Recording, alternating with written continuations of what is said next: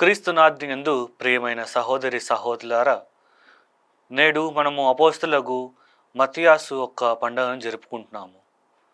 యూదా ఇస్కరియోతు స్థానాన్ని భర్తీ చేయడానికి శిష్యులు ఉపవాస ప్రార్థన ద్వారా చీటీలు వేసి మత్తీయాసు గారిని ఎన్నుకుంటారు.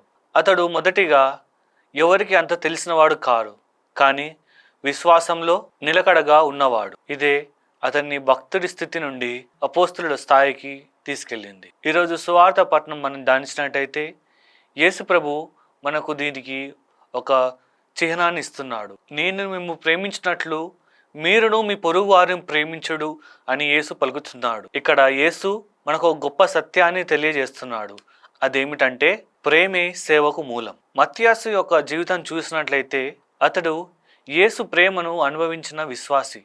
ఆ ప్రేమ అతడిని అనుచరుడుగా కాకుండా సాక్షిగా, అపోస్తలుగా మార్చింది. అంటే ప్రేమను అనుభవించిన వాడు సేవ చేయకుండా ఉండలేడు. మరి నేడు ఇది మనకి ఏమి తెలియజేస్తుందంటే మనమందరం బాప్తిజం ద్వారా విశ్వాసులం అయ్యాము. కానీ దేవుడు మనం అక్కడికి ఆపలేదు. ఆయన మనను అపోస్తలుడిగా, ఒక విశ్వాసిగా, ఒక సాక్షిగా నిలిచడానికి పిలుస్తున్నాడు. ప్రతి కుటుంబంలో, ప్రతి సంఘంలో, ప్రతి విచారణలో మనము దేవుని ప్రేమను ప్రదర్శించుటకు మన కార్యాల ద్వారా ఆ ప్రేమను ఇతరులకు వ్యక్తపరచడానికి మనము పిలువబడ్డాము.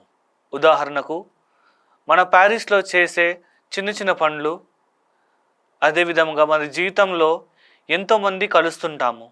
వారు కష్టాలు ఉన్నప్పుడు ఆదుకున్నప్పుడు, అదేవిధంగా అవసరంలో ఉన్న వారికి వారి యొక్క కష్టం తీర్చడానికి, అదే విధంగా వాళ్ళ కష్టాలు తోడునీడగా ఉంటూ వారి అండగా నిలిచడంలో మన ప్రేమను వ్యక్తపరచగలమని యేసు ప్రభు తన కార్యాల ద్వారా మనకు తెలియజేస్తున్నాడు.